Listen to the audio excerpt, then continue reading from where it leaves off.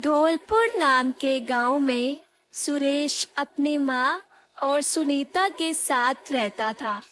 देखने में सुनीता बहुत सुंदर और व्यवहार की बहुत कुशल थी, लेकिन वो अपने साथ कुछ ज्यादा दहेज लेकर नहीं आई थी, इसलिए सुरेश की माँ उसे बिल्कुल पसंद नहीं करती थी। अरे सुरेश बेटा, मैं सोच रही थी क्यों ना तुम्हारी दूसरी शादी करा दूं। अरे वो क्यों माँ? सुनीता सुंदर तो है, सुशील भी है और बुद्धिमान भी तो है ना माँ। अरे सुरेश, कैसी बातें कर रहा है तू? उसकी बुद्धि का मैं अचार डालूंगी क्या? 2-4 बर्तन तो बहुत दूर की बात है, मायके वालों ने तो एक ढेला भी नहीं दिया है उसको। आस पड़ोस में मेरी पता है कितनी बेइज्जती होती है। अरे माँ माँ माँ, हमारे पास किस बात की कमी है? आखिर भगवान ने हमें सब कुछ दे तो रखा है। अरे सुरेश सुरेश सुरेश बेटे, तू समझता क्यों नहीं है? मेरा दिमाग खराब कर दिया तूने। क्या समाज में कोई रुतबा नाम की भी तो कोई चीज़ होती है कि नहीं होती है?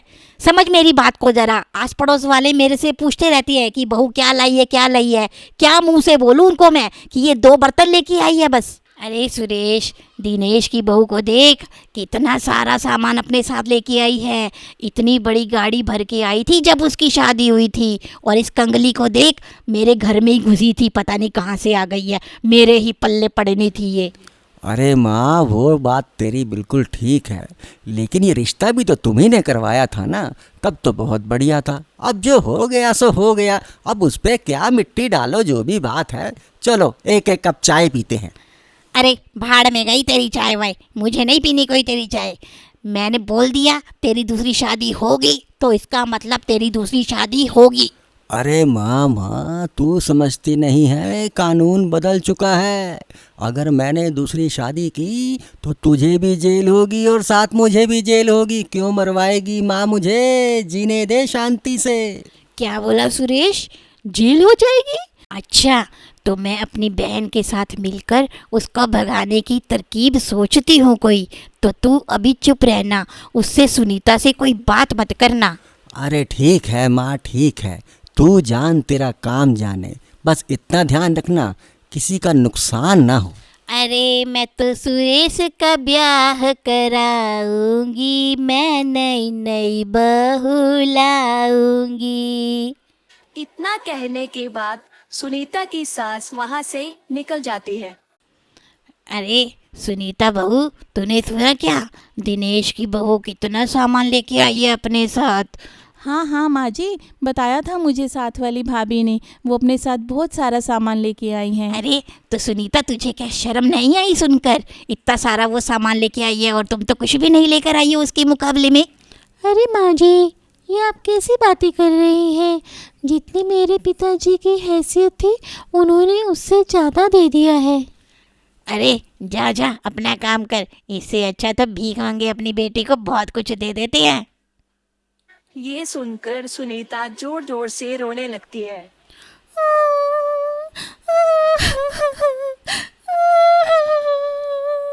अरे जा जा करमजली, ये रोना धोना क्या लगा रखा है?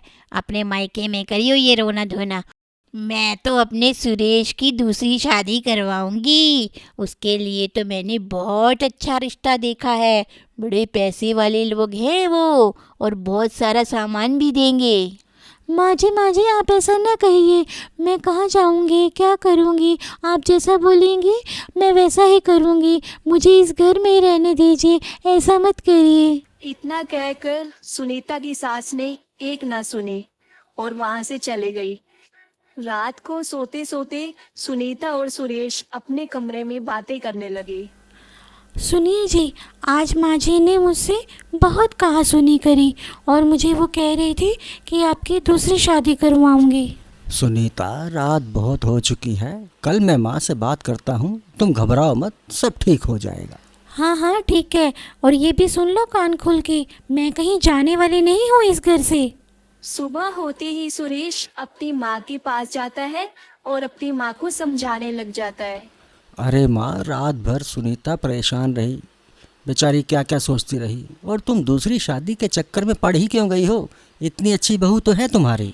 अरे जा जा सुरेश, ऐसी कौन सी समझदारी तुझे उसमें दिख गई जो मुझे अभी तक ना दिखी? अरे माँ, तुम जैसा चाहो वैसे पता लगा सकती हो। पढ़े लिखे को फारसी क्या, हाथ कंगन को आरसी क्या। अच्छा अच्छा, जा तू अपना ऑफिस जा, लेकिन जब तक उससे कुछ मत कहियो तब तक मैं कुछ और सोचती हूँ। अच्छा ठीक है माँ, अभी मेरे को ऑफिस के लिए देर हो रही है और मैं ऑफिस जा रहा हूँ। अब तुमसे एक विनती है, पीछे कुछ किचकिचबाजी मत करना, कोई नया बखेड़ा मत खड़ा कर देना। ठीक है, मैं चलता हूँ मैं ऑफिस। अगले दिन सुनीता रसोई में कुछ काम कर रही होती है और तभी उसकी सास आ जाती है।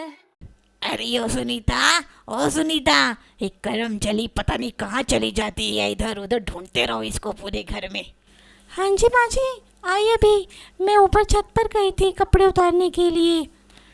अरे ओ सुनीता, कान खोल के सुन ले, अगर तुझे इस घर में रहना है तो मेरी 3 परीक्षाएं पास करनी होगी। ठीक है माँ जी, आप जो बोलेंगी, जैसा बोलेंगी मैं वैसा करूँगी। हाँ तो सुन, जब मैं कल सोकर उठूं तो तू बगीचे वाला कुआं सीप के मोतियों से भर देना। जी माँ जी, आप कल तक सारा कुआं खाली कर दीजिएगा, फिर मैं उसे सीप के मोती से भर दूंगी। सास बहू की बुद्धि देखकर हैरान हो जाती है।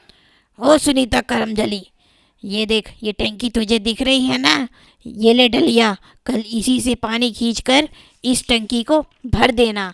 जी माँ जी, जैसा आपने बोला मैं वैसा ही करूँगी। अब मन ही मन सुनीता सोचने लग जाती है। मैं सोने से पहले डलिया को रस्सी बांधकर कुएं में डाल देती हूँ। सुबह तक जो बाँस है वो डलिया फूलकर पानी को अपने अंदर रोकने के लायक हो जाएगी। अब सुनीता अपने कमरे में सोने के लिए चली जाती है और जब सुबह उसकी सास सोकर उठती है तो सुनीता कहती है, लो माँ जी, जैसा आपने कहा था मैंने टंकी वैसे ही भर दी है। सुनीता की सास भरी हुई टंकी और दलिया में भरा हुआ पानी देखकर हैरान होकर गुस्से में बोलती है, होशियार, अब कल की परीक्षा के लिए तैयार रहना। सुनीता को पूरा विश्वास था कि वो अगली परीक्षा में भी पास होगी। ओ सुनीता सुन, घर में मक्का बिल्कुल भी नहीं है। अब तुम ऐसा करो कि बाजार जाओ और एक बोली मक्का की ले आना। ठीक है माँ जी, मैं ले आऊँगी, पर मुझे पैसे दे दो। अरे पैसे? कैसे पैसे? यही तो तेरी परीक्षा है, तुझे बिना पैसे के ही मक्का लेके आना है बाजार से। क्या बिना पैसे के? बिना पैसे के माँ जी मैं कैसे मक्का लेके आऊँगी?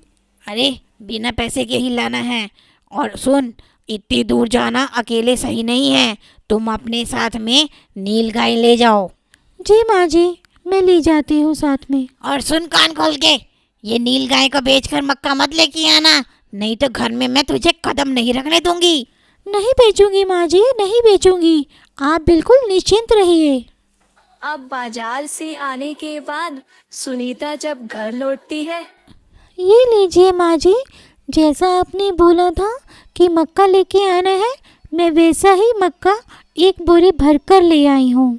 अरे हाय हाय, कहाँ से ले आई बिना पैसों के मक्का? उधार लाई है क्या करम जली? अरे अरे नहीं नहीं माँ जी, ये आप क्या बोल रही हैं? मैं उधार नहीं लेके आई हूँ, मैंने नील गाय के बाल बेच दिए और उसको बेचकर मुझे मक्का मिल गया। अब सुनीता की सास उसकी दूसरी समझदारी देखकर भी हैरान हो जाती है। चल ठीक है, अब जल्दी से मुझे कुछ खाने को दे, बहुत जोर की भूख लगी हुई है मुझे। अब रात को सुनीता की सास सुनीता को अपने कमरे में बुलाती है और उसे कहती है, ए सुनीता सुन, कल जब मैं सोकर उठूं तो उससे पहले तो मुझे राख की रस्सी बना करके दोगी। अरे ये क्या कह रही हो माँ जी? राख की रस्सी? हाँ, राख की रस्सी। अब ये तेरी आखिरी परीक्षा है, अगर तू इसमें सफल हो गई तो मैं सुरेश का दूसरा ब्याह भी नहीं कराऊंगी और तुझे इस घर में रहने दूंगी। इतना कहकर सुनीता सास के कमरे से चली जाती है और जब सुबह सुनीता की सास सोकर उठती है तो मन ही मन सोचने लग जाती है। लगता है इसने राख की रस्सी नहीं बनाई। चलो अच्छा हुआ इस करमजली से पैंडा छूटा, और अब मैं जाकर नहा धो लेती हूँ। अब उधर सुनीता ने एक थाली में नापकर 2.5 हाथ की रस्सी रखी और उसमें आग लगा दी, जिससे वो रस्सी राख की बन गई। जब सुनीता की सास नहा धोकर आती है तो सुनीता अपनी सास के पास जाती है। ये लीजिए माँ जी, जैसा आपने कहा था मुझे राख की रस्सी चाहिए, वैसे ही मैंने रस्सी बना दी है। अब सुनीता की सास ने थाली में देखा और सुनीता को गले से लगा लिया। वाह सुनीता बेटी, तू तो सच में ही बहुत ज़्यादा समझदार है। मेरे सुरेश के लिए तुझसे अच्छी बहू तो कहीं हो ही नहीं सकती है। तू बहुत समझदार है। हाँ सुनीता बेटी, किसी ने सच ही कहा है कि बहुएं भी बेटी के बराबर ही होती हैं। दहेज का लालच कभी नहीं करना चाहिए। आ सुनीता बेटी, तू भी मेरी बेटी की जैसे है, आ मेरे गले लग जा।